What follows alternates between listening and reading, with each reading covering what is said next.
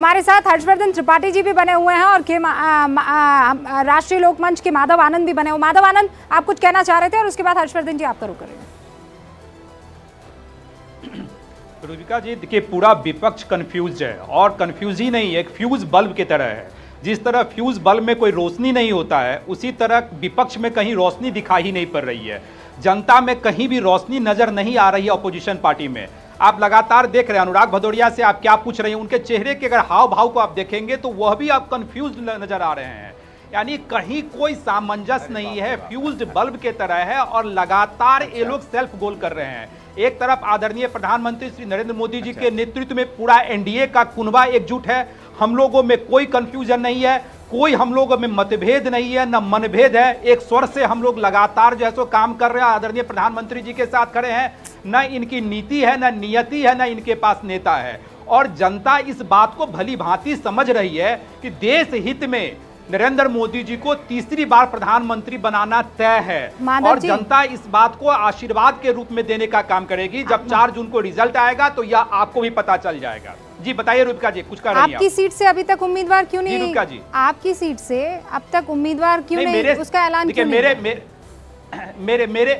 मेरे सीट से तो हम लोग जो एनडीए के घटक दल हैं, हमारी नई पार्टी राष्ट्रीय लोक मोर्चा, उपेंद्र कुशवाहा जी काराकाट से चुनाव लड़ेंगे, इसमें कोई दुविधा नहीं है। एक सीट हम लोगों को गठबंधन के तरफ से मिला है कि गठबंधन में स्वाभाविक है, जब कुनबा बढ़ता है तो सबको त्याग करने की आवश्यकता होती है। जब चाचा नीतीश कुमार जी गठबंधन में आ गए तो स्वाभाविक था सभी को कुछ न कुछ त्याग करना पड़ा। तो चिराग जी को भी त्याग करना पड़ा, हम लोग को भी त्याग करना पड़ा। बस आंखों में आंसू नहीं आ रही है, गजब की त्याग भावना है। सुबोध जी कुछ कहना चाह रहे हैं, लेकिन उससे एक सेकंड, हर्षवर्धन त्रिपाठी जी, अनुराग भदौरिया लगातार आरोप लगा रहे हैं कि मीडिया को जो मुद्दा उठाना चाहिए वो उठाया नहीं जा रहा है। अगर मीडिया वाकई सुप्रिया श्रीनेत वाला कंगना रनौत को मुद्दा उठा लेती तो कहते देखिए आप वही मुद्दा उठा रहे हैं। ये बाकी जो सारे बयानबाजी करते हुए, नरगल बयानबाजी करते हुए बाद में आए ना, ये मुद्दा बनता, लेकिन शुरुआत किसने की है? क्या मीडिया पर आरोप लगा देने से चुनाव जीत लेगी विपक्ष की तमाम पार्टियां? रुबिका जी, सबसे पहले तो ये कि अगर आज आप डेवलपमेंट, इकोनॉमी इस पर बात करना चाहते हैं तो सबसे बड़ी खबर ये है कि भारत का करेंट अकाउंट डेफिसिट वो जीडीपी का 1.2% रह गया है। अब मैं नहीं जानता हूं कि इस पे जो भी नेतागण लोग हैं इनमें से कोई बात करने की इच्छा रखेंगे क्या। जीडीपी का 1.2%, ये रिकॉर्ड लो है।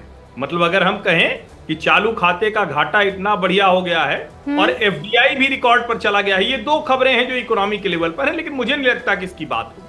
अगर कोई अभी बात करने लगेगा कि इस देश में जो अगर 2014 से अभी के इंफ्रास्ट्रक्चर डेवलपमेंट की बात करने लगेंगे तो अनुराग भदौरिया फिर कुछ और बताने लगेंगे या दूसरे कुछ और बताने लगेंगे। जवाब दूंगा, लेकिन क्योंकि आपने जो विषय रखा है ये पूरी तरह से आज का राजनीतिक विषय है।